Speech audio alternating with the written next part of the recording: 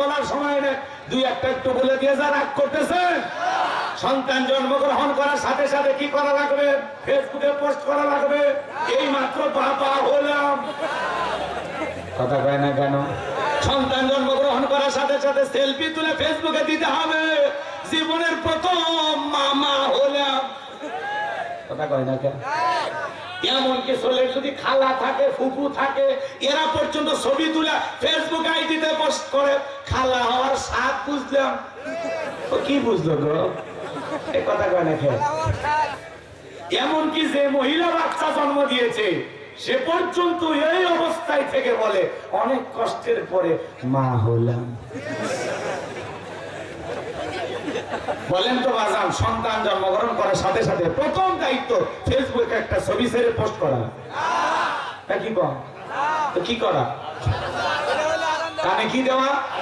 আরে সেলফি তোলার ঠেলায় মামা, খালু, ফুফা, এমনকি বাপেরও মনে থাকে না। সন্তান জন্মগ্রহণ করার সাথে সাথে কি করতে হবে? আযান দিতে হবে, কথা বলেন ঠিক কি না? এরপরে আপনার দায়িত্ব আপনার সন্তানের সুন্দর একটা নাম রাখা।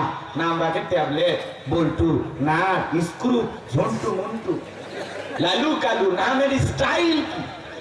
মোটু, ফাতলু, হ্যাঁ, রকি, ঝকি, সনি, জনি। হাইরে নামের সাইজ তো, হাসি, খুশি, মায়া, জয়া, কথা কয় না কেন? পিঙ্কি, চুমকি, চুইটি আছে না? শিলি, পিলি, বিলি। নাম রাখতে হবে সুন্দর একটি ইসলামিক নাম, কথা বলেন ঠিক? আমাদের কাছে বলে হুজুর আমার একটা ছেলে হয়েছে, কি নাম রাখবো? আমরা বলি আল্লাহর কাছে দুইটা নাম প্রিয়, একটা আব্দুল্লাহ আর একটা কি আব্দুর রহমান। তখন বলতেছে হুজুর আব্দুল্লাহ আমার দাদার নাম আর আব্দুর রহমান আমার চাচার নাম। এগুলো নামের মধ্যে কেন জানি দাদা আর চাচা চাচা ভাব, মানে বয়স্ক বয়স্ক লাগতেছে, কথা কম ঠিক? এগুলো নাম পছন্দ করে না। এক গ্রাম্য চাচা ঢাকায় চলে গেছে, ভাতিজার বাড়িতে খাওয়া দাওয়া শেষে বলতেছে ভাতিজা শুনলাম তোমার নাকি ছেলে আর মেয়ে আছে, ওদেরকে একটু ডাক দাও, একটু সাক্ষাৎ করি। এইবার এই ছেলে ডাক দিয়ে বলতেছে যেই ডাকতেছে গ্রাম্য চাচা মারছে দৌড়। তখন বলতেছে চাচা থামেন, দৌড়াই না কেন? বাবা আমারে ব্রাশ ফায়ার করে মারিস না। চাচা থামেন, আপনি না দেখতে চাইলেন আমার ছেলে মেয়ে? তখন বলছে হ্যাঁ দেখতে তো চাইছি। তো বলতেছে ছেলের নাম রাখছি ব্রাশ আর মেয়ের নাম রাখছি ফায়ার।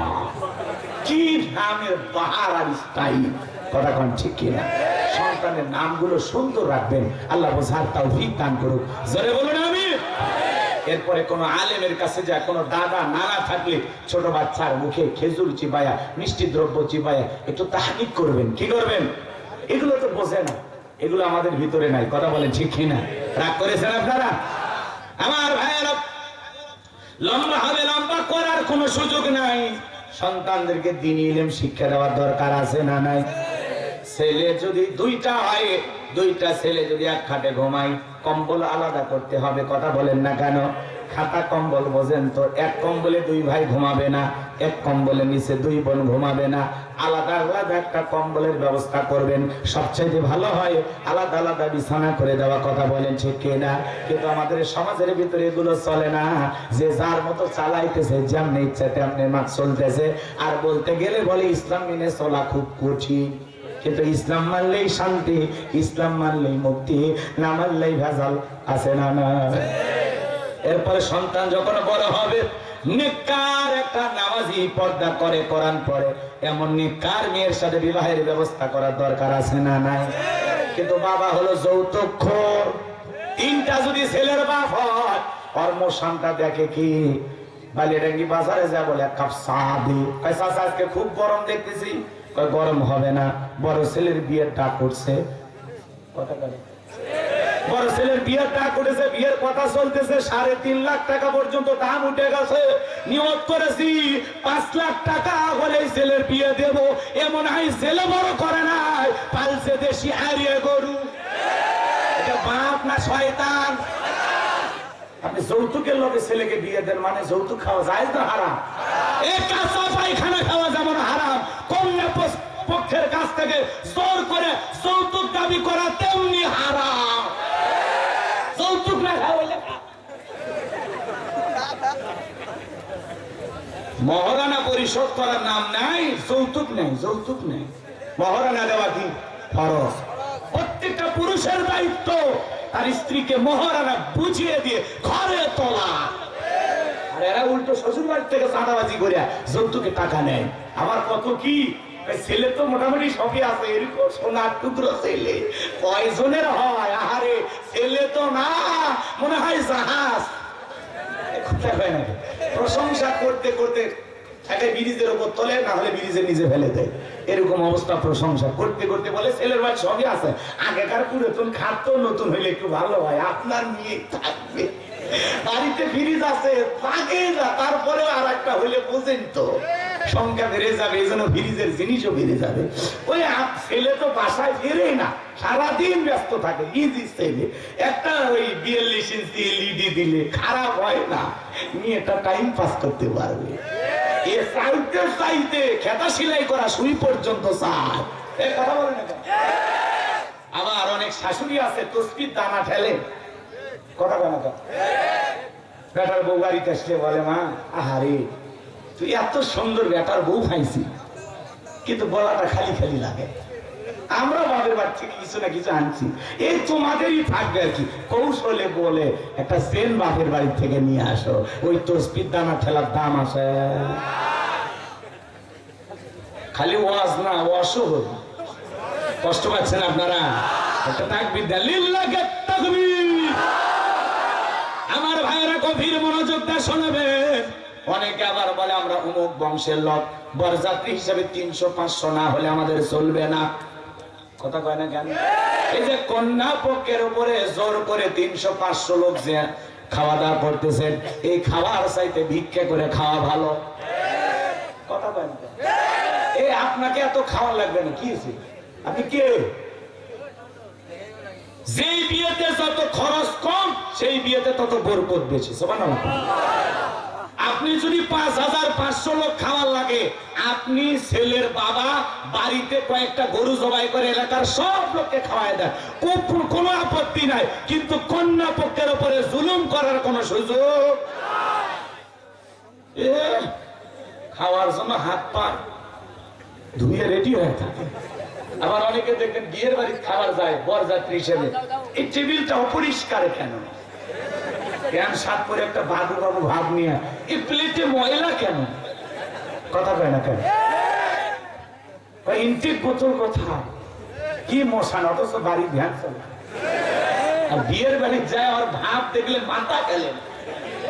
এজন্য তো বিয়ে বাড়ি দেখেন না, এই বেশি ভাব সাপ নেওয়ার জন্য বস্তু বাটা বাটা করে মারামারি।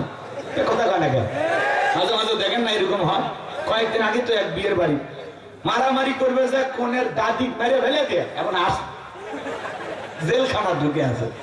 এই হলো সমাজের অবস্থা। আল্লাহ হেদায়েত দান করুক। জোরে কোন বাড়াবাড়ি করার কোন সুযোগ। যদি কন্যা পক্ষের লোকজন বলে যে 50 জন আসেন, আলহামদুলিল্লাহ, বাড়াবাড়ি করার কোন সুযোগ নেই। চাপায় খাওয়ার চেষ্টা করবেন না। একটা 16 বছর 18 বছরের মেয়েকে লালন পালন করে কলিজা ছিঁড়ে একটা ছেলের হাতে তুলে দিচ্ছে, ফুটান্ত গোলাপের মতো কত কষ্ট করে খেয়ে না খেয়ে মা বাবা তার রাজকন্যাকে তোমার মতো একটা অপরিচিত যুবকের হাতে তুলে দিচ্ছে। সেই কন্যা পক্ষের মা বাবার উপরে জোর করে টাকা চাও, তোমার মধ্যে আর সাদাবাজের মধ্যে পার্থক্য নাই। কলিজা ছিঁড়ে দিচ্ছে। বিদায়ের সময় মা জ্ঞান হারায় ফেলে, বাবা জ্ঞান হারায় ফেলে। তাদের কষ্ট তোমার কাছে কষ্ট মনে হয় না। এজন্য খবরদার কোন যৌতুক নিয়ে ছেলেকে বিবাহ দেবেন না। সত্যিকারে যদি বাবা হয়ে থাকেন, যৌতুক মুক্ত ছেলের বিবাহ দিবেন, তাহলে মহারানা পরিশোধ করে দেবেন। অনেক ছেলেবেলে দেখেন না, বিয়ের আগে একটা রুমাল দেব, সেইভাবে যাইতেছে। যেই ছেলের মুখে রুমাল, কেন কয় শরম বেশি। এ হলো ধান্দাবাজ।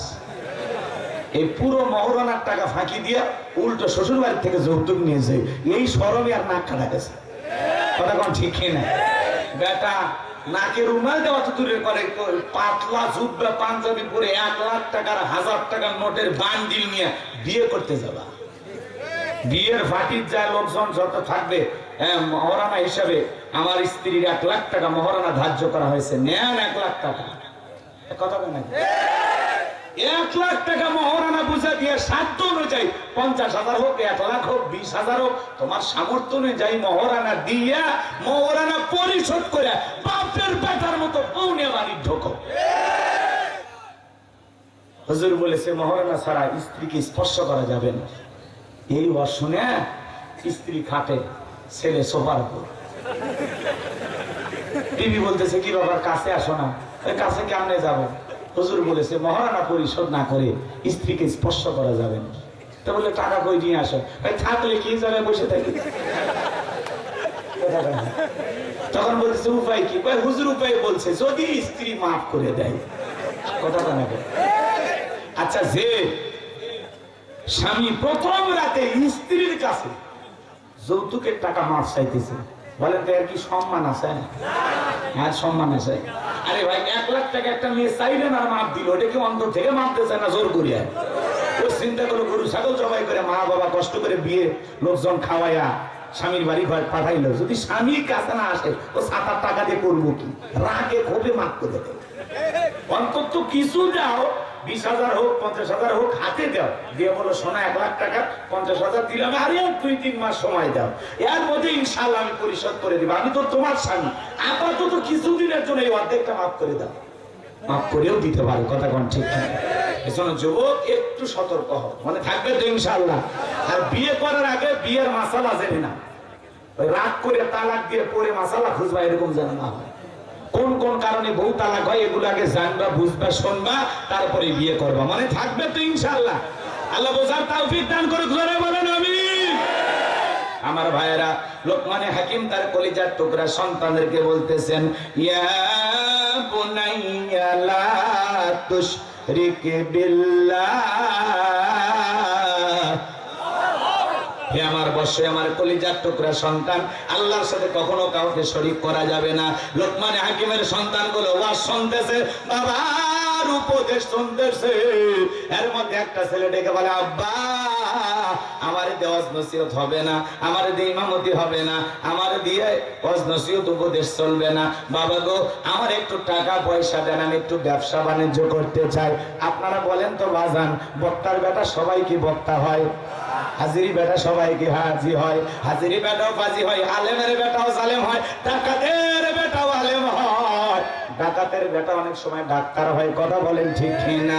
এজন্য বাজান গো আমার, লোকমানে হাকিমের ছেলে বলতেছে, আব্বা আমারে কিছু টাকা দেন, আমি একটু ব্যবসা বাণিজ্য করব, বিজনেস আমি করতে চাই। লোকমানে হাকিম ডেকে বলে, ছেলে রে, তোমার যে টাকা পয়সা দেব বাবা, এমন টাকা তো আমার কাছে নাই। দেখে বলে, আব্বা যেভাবে হোক আমার একটু টাকা দেন। ছেলে যখন না সরে মান্দা, লোকমান হাকিম দেখে বলে, ছেলে রে, আমি আমার এক বন্ধুর কাছে টাকা পাই, সে একটা দ্বীপে বসবাস করে, এই দ্বীপ পর্যন্ত পৌঁছাইতে গেলে বিশাল কষ্টের রাস্তা পাড়ি দিতে হবে, বিশাল একটা পথ তোমাকে অতিক্রম করতে হবে, এমনকি এই সফর করতে গিয়ে তোমার প্রাণটাও যেতে পারে। আমি বাবা হয়ে সন্তানকে এত বড় বিপদের মুখে ফেলে দিতে পারি না। ছেলে বলে, আব্বা যত কথাই বলেন না কেন, আমাকে শুধু লোকেশনটা বলে দেন, ঠিকানাটা বলে দেন, যেভাবে হোক আমি পৌঁছে যাব। লোকমানে হাকিম ডেকে বলে, ছেলে রে, তুমি তো যেহেতু ছাড়তিস না, তাহলে শুনে নাও, জেনে নাও, বাড়ি থেকে যখন বের হয়ে যাই 2 রাকাত সালাতুল হাজতের নামাজ আদায় করবা। বাড়ি থেকে বের হয়ে যাওয়ার পরে মরুভূমি বিশাল রাস্তা পাড়ি দিতে গিয়া ক্লান্ত হয়ে তাকায় দেখবা একটা জঙ্গল দেখা যায়। ওই জঙ্গলের ভিতরে তাকায় দেখবা ঝর্ণা থেকে পানি পড়তেছে, সেখান থেকে পানি পান করাবা। প্রয়োজন মোতাবেক পানি তুমি তোমার টোকলার ভিতরে নিয়ে নিবা। সামনের দিকে যা, পিছন দিক তাকায় দেখবার জঙ্গলটা দেখা যায় না। আবার তুমি সামনে দিকে রওনা করবা। পথ চলতে চলতে তাকায় দেখবা বিশাল একটা গাছ, ওই গাছের নিচে ছায়া আশ্রয় নিবা না, নিলেই তোমার বিপদ হবে। বাপ সফরের পুরো ঘটনাটা সন্তানটাকে আগেই সুন্দর করে বলে দিচ্ছেন। লম্বা ঘটনা লম্বা করবো না, সংক্ষিপ্ত করে একটু বলে দিয়ে যায়। এইবার লোকমানে হাকিমের সন্তান 2 রাকাত সালাতুল হাজতের নামাজ আদায় করে বাবা যা যা বলেছেন ঘটনাক্রমে সব মিলে যাচ্ছে। এইবারে গাছের ছায়ায় জায়গায় আশ্রয় নিতে চায় না, মন বড় ক্লান্ত, একটু আশ্রয় নিলে ভালো হয়, কিন্তু বাবা বলেছে আশ্রয় নিলেই বিপদ হবে। এইবার তাকায় দেখে গাছের করে একটা মুরব্বী পয়সা আছে, ওই মুরব্বী ডেকে বলে বাবা এইদিকে আসো। লোকমানে হাকিমের ছেলে বলে না যাওয়া যাবে না। বলে বাবা তুমি এদিকে আসো, তোমার বাবা কি বলে না? চলতে বলতে একটা মুরব্বীর সাথে দেখা হবে, মুরব্বী যা বলবে তুমি তাই শুনবা। বলে হ্যাঁ বলেছে, তাহলে ভয় পাওয়ার কোনো কারণ নাই, তুমি আমার কাছে আসো। এইবার লোকমানে হাকিমের সন্তান ওই গাছের ছায়ায় আশ্রয় নেওয়া মাত্রই ক্লান্ত শরীর, মুহূর্তের মধ্যে ঘুম চলে আসছে। বিষাক্ত একটা সাপ আইসা লোকমানে হাকিমের সন্তানের সবল মেরেছে। সাপটা যখন লোকমানে হাকিমের সন্তানটাকে কামড় দিয়েছে, মুরব্বী তাকায় দেখে সত্যিই তো ছেলেটার বিপদ হয়েছে। এইবার সাপটাকে ধরলেন, লোকমানে হাকিমের সন্তানটাকে বিষমুক্ত করলেন, সাথে থাকা একটা অস্ত্র দিয়া দুই টুকরো কইরা সাপের পিছনের অংশটা ফেলা দিলেন, আর মাথার অংশটা লোকমানে হাকিমের ছেলের ব্যাগের ভিতরে রাইখা দিলেন। এইবার ঘুম থেকে জাগ্রত হওয়ার পরে ডেকে বলে বাবা সত্যি তোমার একটা বিপদ হয়েছিল, বিষাক্ত সাপ তোমাকে সবল মেরেছিল, আমি তোমাকে বিষ মুক্ত করে দিয়েছি। এইবার লোকমানে হাকিমের সন্তান বাবার ওসিয়ত অনুযায়ী বিপদ থেকে মুক্তি পাওয়ার পরে 2 রাকাত সালাতুল হাজতের নামাজ আদায় করলেন।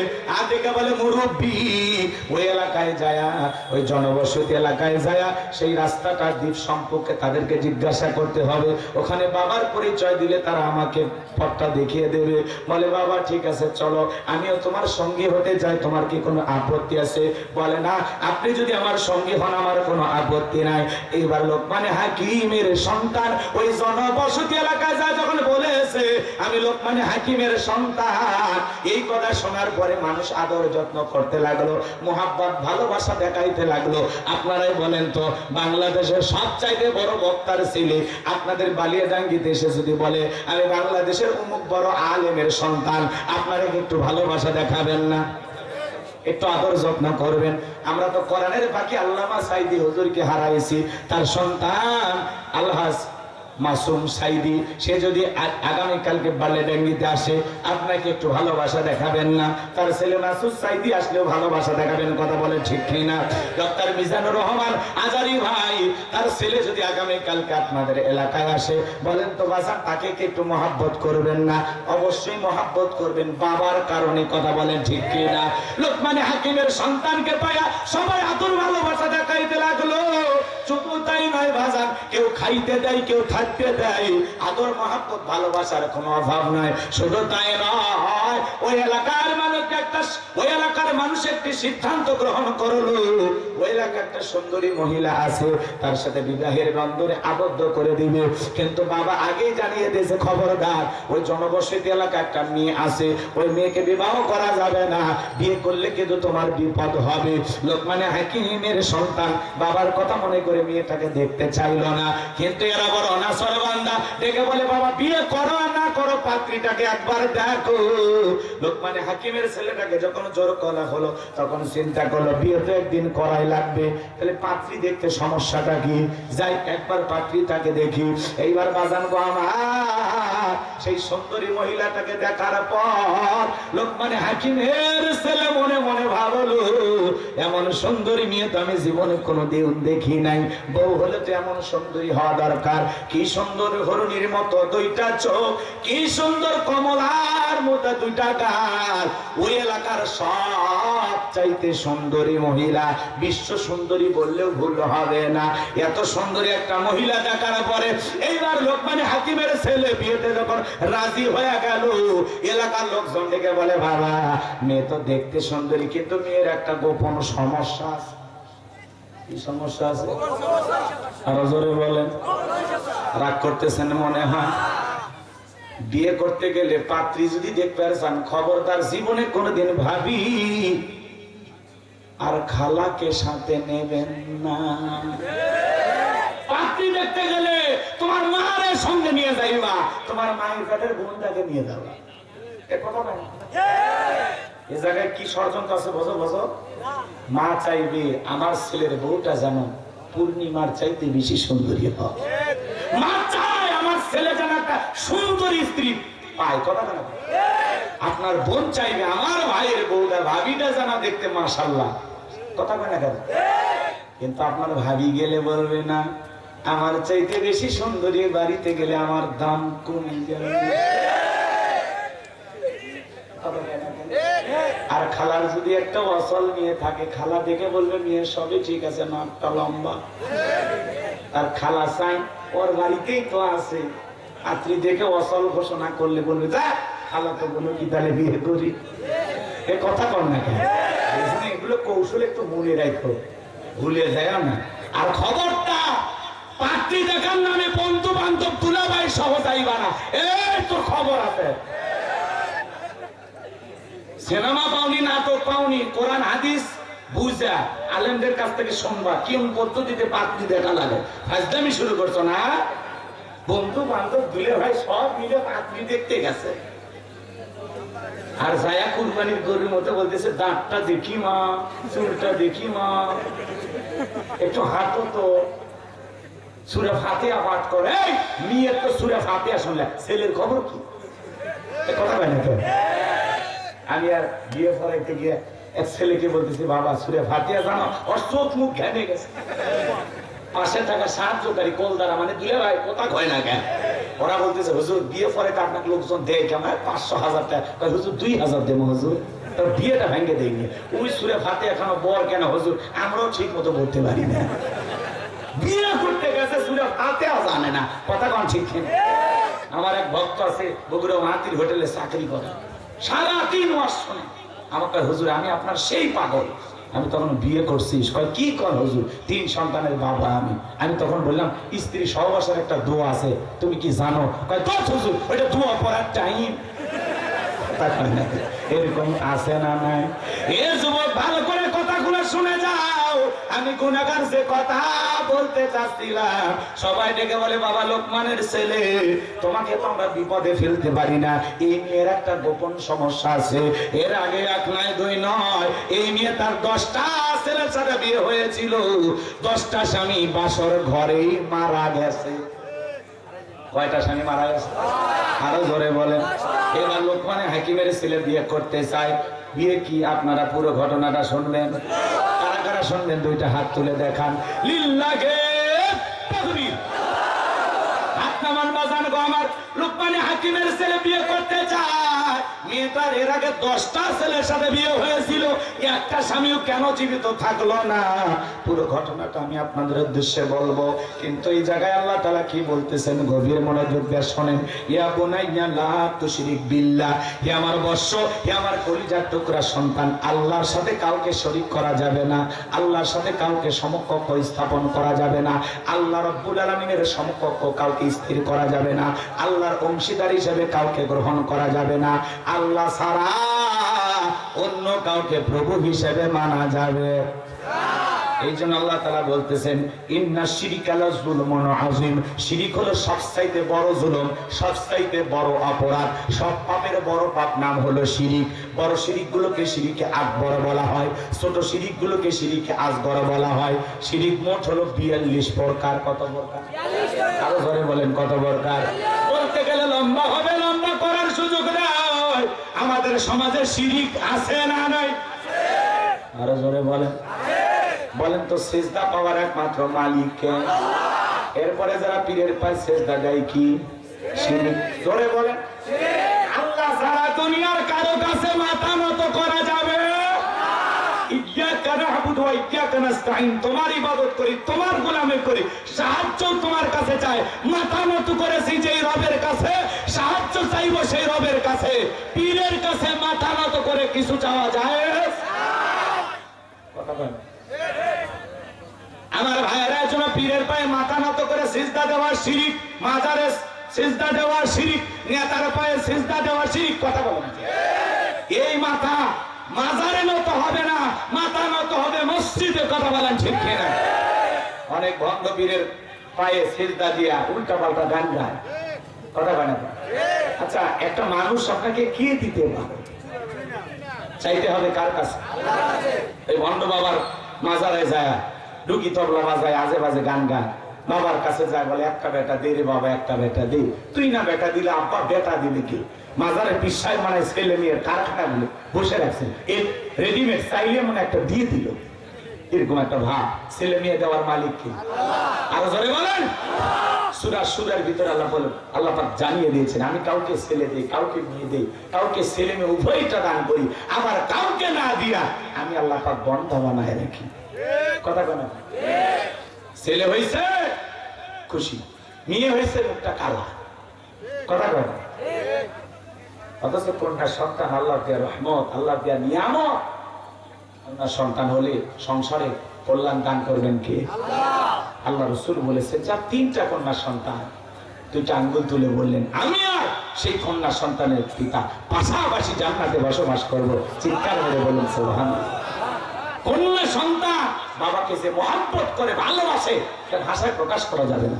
আমার ছোট্ট মেয়ে আহারি আমার গামছা আগায়া দেয়, আমার লুঙ্গি আগায়া দেয়। কথা বলে না। ঘরে ঢুকলে জুব্বাটা খুলে দেওয়ার চেষ্টা করে। কি মহব্বত, কি ভালোবাসা।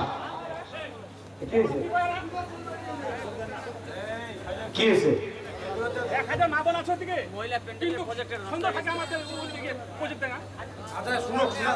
আচ্ছা, এগুলো আগে ভাগে ঠিক করা লাগতো। চাষা বসো, যুবক কষ্ট হচ্ছে আপনাদের? বিরক্ত হইতেছেন কোন কারণে? তাকবীর দেন, লিল্লাহি তাকবীর। মাজান গো আমার, এজন্য মাজারে সেজদা দেওয়া শিরিক, পীরের পায়ে সেজদা দেওয়া শিরিক, নেতার পায়ে সেজদা দেওয়া। দেখেননি সুবিধা পাওয়ার জন্য আরে নেত্রীর পা ধরে চুমা খাচ্ছে মনে হয়। আইরে মাথা নত করা কি তাই? কথা কোন ঠিক না? এজন্য মাজান গো, এই মাথা আল্লাহ ছাড়া দুনিয়ার কারো কাছে নত করা যাবে না। দেখবেন যারা মাজারে যায় গাঞ্জা টানে আর আল্লাহকে তালাশ করে, এমন ভণ্ড আছে না নাই? সেদিন এক ভণ্ড বের হয়ে বলতেছে, আল্লাহ তোর বাড়ি কই? তালাশ করলে পামু কই? আল্লাহ তোর বাড়ি কই? কই কই আল্লাহর বাড়ি কই খুঁজতেছে। এমন যাবে, পাগল হয়েছে নাকি? আল্লাহর বাড়ি কই তালাশ করে যাওয়া যাবে? আল্লাহর বাড়ি কই? আল্লাহ থাকেন কোথায়? কথা বল না কেন? আর রহমান আলাল আরশি ইস্তাওয়া। আল্লাহর নাম রহমান, তিনি থাকেন আরশে। আল্লাহু আকবার বলে।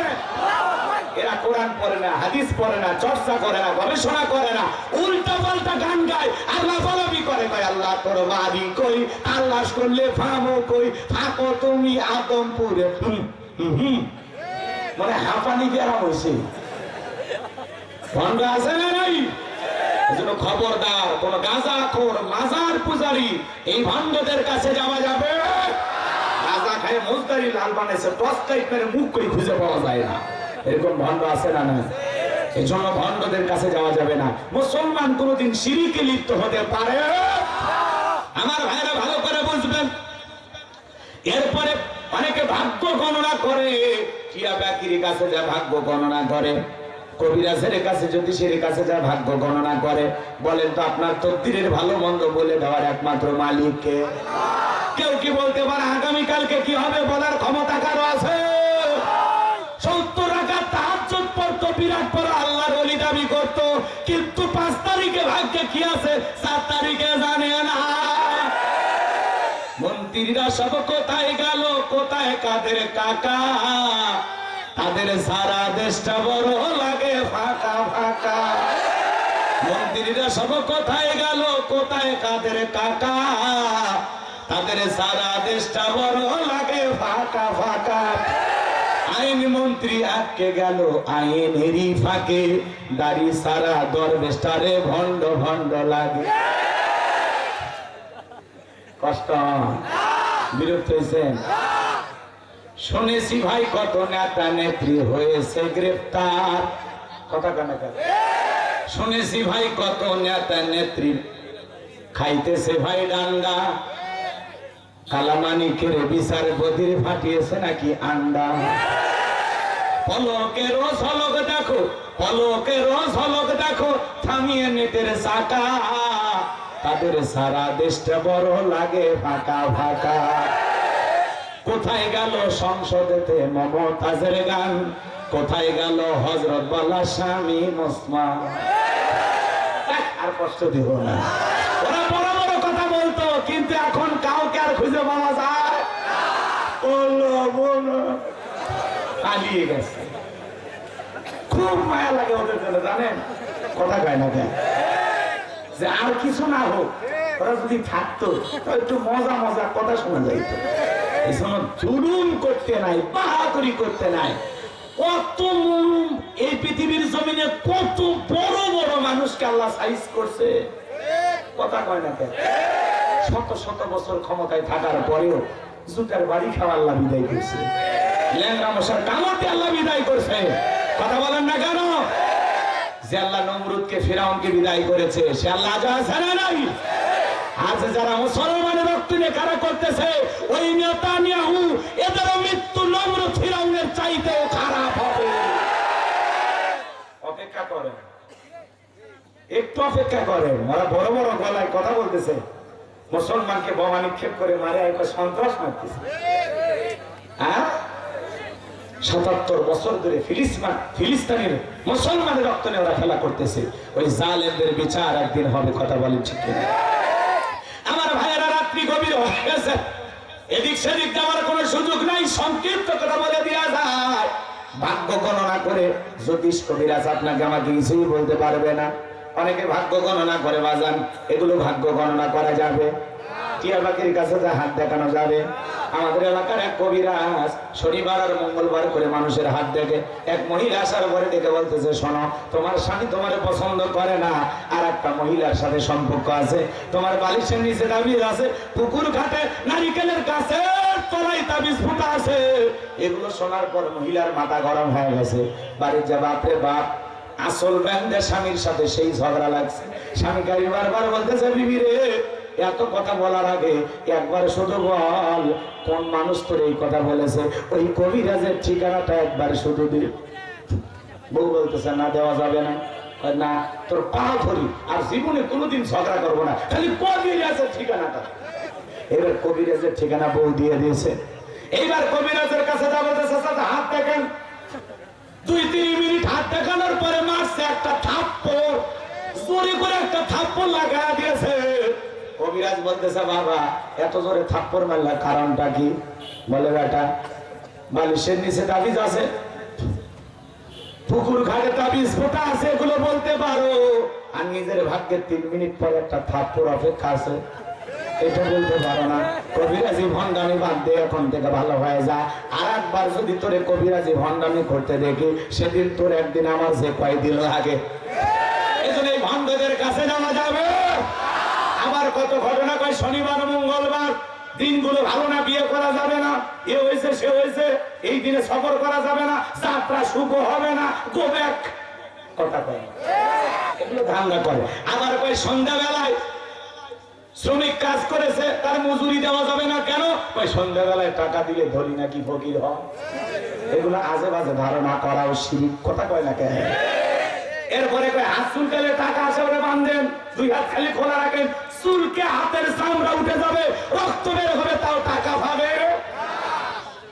আবার চুল আশ্রিতে চিরুনিটা পরে গেলে কয় মেহমান আসবে, তাহলে যাও রান্না শুরু করো, কেউ না আসলে আমি হুজুর খাই আসবো নি। এগুলো ধান্দাবাজি আসে না নাই? আমাদের সমাজে কত কথা কয়, জমজ কলা খালি নাকি জমজ বাচ্চা ভাই ভালো, 2 বারে কষ্ট 1 বারে হলো, মাঝখানে সেজারের টাকাটা বেঁচে গেল, কথা কোন ঠিক না? এই যে ধারণাগুলো আমরা কত ভাবে করি। নতুন ছেলের বউ সামনের দিকে কাপটা ভেঙে গেছে, ওই অলক্ষণে বউ আসছে, কাপ ভাঙা শুরু করছে, একদিনে ভাঙতেছে, পুরো সংসার ভেঙে শেষ করে দেবে। আচ্ছা বলেন তো, একটা চায়ের কাপের সাথে মানুষের ভাগ্য কি চলে আসে? ওই ঘটনা শাশুড়ির হাত থেকে ঘটতে পারে, ননদের হাত থেকে ঘটতে পারে, অলক্ষণ কুলক্ষণ বলে ইসলামে কোনো কিছু নাই। অনেকে দেখবেন ছোট বাচ্চার কপালে কালো টিপ দেয়, পায়ে কালো টিপ দেয়, কেন? ওই বদনজর থেকে বাঁচানোর জন্য। তকদিরের ভালো মন্দ সব কিছু কার হাতে? বলেন আল্লাহু আকবার। তকদিরের ভালো মন্দ কার হাতে?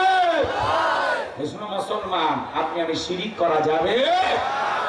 এই যে আমাদের দাদাদের পূজা আসতেছে সামনে, তারা আনন্দে পূজা করবে, তাদের ধর্ম তারা পালন করবে। লাগি করা হাফিদ্দিন, ধর্ম নিয়ে কোনো জবরদস্তি নাই, কথা বলেন ঠিক কিনা? মুসলমানরা যেই জনপদের নেতা হবে, অমুসলিমেরা নিরাপত্তা নিয়ে বসবাস করবে, তাদের নিরাপত্তা নিশ্চিত করা আপনার আমার ইমানি দায়িত্ব। এটা আপনার আমার দায়িত্ব, কর্তব্য। তারা তাদের ধর্ম পালন করবে, যথেষ্ট স্বাধীনতা তাদেরকে দিতে হবে। কথা বলেন ঠিক কিনা? কারণ এমনিতে যে ভারতের রিপাবলিক বাংলা একটা পাগলা ছেলে আছে না, এক পাগলা আছে, হাই রে উল্টা পাল্টা। এই যে দেখেন দেখছেন ঘোড়ার ডিম দেখেন, এই পাগল ছাগলের কারণে অপপ্রচার। এই জন্য ভাইয়েরা আমার, অমুসলিম ভাইয়েরা কখনো আমাদের বিরুদ্ধে অভিযোগ দেয় না, তারা বরং খুশি বাংলাদেশের বাংলাদেশি হয়ে। কথা বলে ঠিক কিনা? আমাদের পরিচয় একটা, আমরা সবাই মানুষ। কথা বলে এখানে সকল ধর্মের মানুষ নিরাপত্তা নিয়ে বসবাস করবে। কথা বলে ঠিক কিনা? বাড়াবাড়ি করবো, আমরা শান্ত থাকবো, ধৈর্য ধারণ করবো, তাদের সাথে আমাদের মহাব্বত ভালোবাসা যেভাবে ছিল ওইভাবেই থাকবে। কিন্তু এই মহাব্বত দেখাইতে গিয়ে তাদের মেলায় যে আমরা হইহুল্লার করবো না, তারা পূজা পালন করবে, সেখানে যায় আমরা যেন তাদের কষ্টের কারণ না হই। অনেক দাদা আমাদের কাছে আপত্তি করে বলে, হুজুর এত মুসলমান মেলায় আসছিল, তাদের ভিড়ে মাকে ভালো মতো বিদায় দিতে পারি। কথা কয় না কেন? এই জন্য আমরা তাদের নিরাপত্তা নিশ্চিত করব। কথা কয় না কেন? অপপ্রচার চালানের এদেশে অনেক মানুষ আছে, সেখান থেকে আপনাদের বিরত থাকতে হবে। এই স্লোগান দিয়া বহু বাচ্চা নিয়ে সবাই নিয়ে মেলায় যাবেন আর গান গাইবেন, মেলায় যাই রে হবে না। আপনার আমার জন্য যাওয়া জায়েজ না হারাম? জায়েজ না হারাম? ধর্ম যার, উৎসবতা। কথা কয় না কেন? গাছ যার, ফল তার, চাকরি যার, বেতন তার। কথা কয় না কেন? বউ যার, হক তার। কথা কয় না কেন? এটা মানেন তো নাকি? নাকি গাছ যার, ফল সভা, চাকরি যার, বেতন সভা, বউ যার, হক সভা নাকি? এইরকম ধর্ম যার, উৎসবতা। তাদের ধর্মের উৎসব তাদের কাছে, আমাদের ধর্মের উৎসব আমাদের কাছে। বৌদ্ধদের উৎসব বৌদ্ধদের কাছে, খ্রিস্টানদের উৎসব খ্রিস্টানদের কাছে, হিন্দু দাদাদের উৎসব তাদের কাছে, মুসলমানদের উৎসব মুসলমানদের কাছে। এক কথায় পরিষ্কার, ধর্ম যার, উৎসবতা। কথা ক্লিয়ার? মনে যান থাকে। এবার সামনের দিকে যাই বাজার, আমার যে কথা বলতে চাচ্ছিলাম, শিরিক করা যাবে না। শিরিক হলো সবচেয়ে বড় জুলুম। ইন্না শিরিকা লা যুলমুন আযীম। শিরিক হলো সবচেয়ে বড় জুলুম। আপনি আমি শিরিক করব না। লোকমান হাকিম যখন তার কলিজার টুকরা সন্তানদেরকে আল্লাহর সাথে পরিচয় করায় দিচ্ছেন, শিরিকের বয়ান করতেছেন, শিরিক সম্পর্কে বুঝাইতেছেন, আমার আল্লাহ এত খুশি হয়ে গেলেন, আমার আল্লাহ এত খুশি হয়ে গেলেন। আমার আল্লাহ ডেকে বলে, লোকমান তুমি তোমার সন্তানকে আমার সাথে পরিচয় করায় দিলা, আমি আল্লাহ রাব্বুল আলামিন খুশি হইয়া তোমার সন্তানদের পরিচয় তোমার সাথে করায় দিলাম। বলেন আল্লাহু আকবার। আমার আল্লাহ রাব্বুল আলামিন জানিয়ে দিলেন, ওয়া ওয়াসাইনাল ইনসানা বিওয়ালিদাইহি হামালাতুহু উম্মুহু ওয়াহানান আলা ওয়াহানিন ওয়া ফিসালুহু ফি আমাইনি আনিশকুর লি ওয়া লিওয়ালিদাইক ইলাইয়াল মাসীর। আল্লাহ রাব্বুল আলামিন বলেন, আমি মানুষকে নির্দেশ দিলাম তারা যেন তাদের মাথা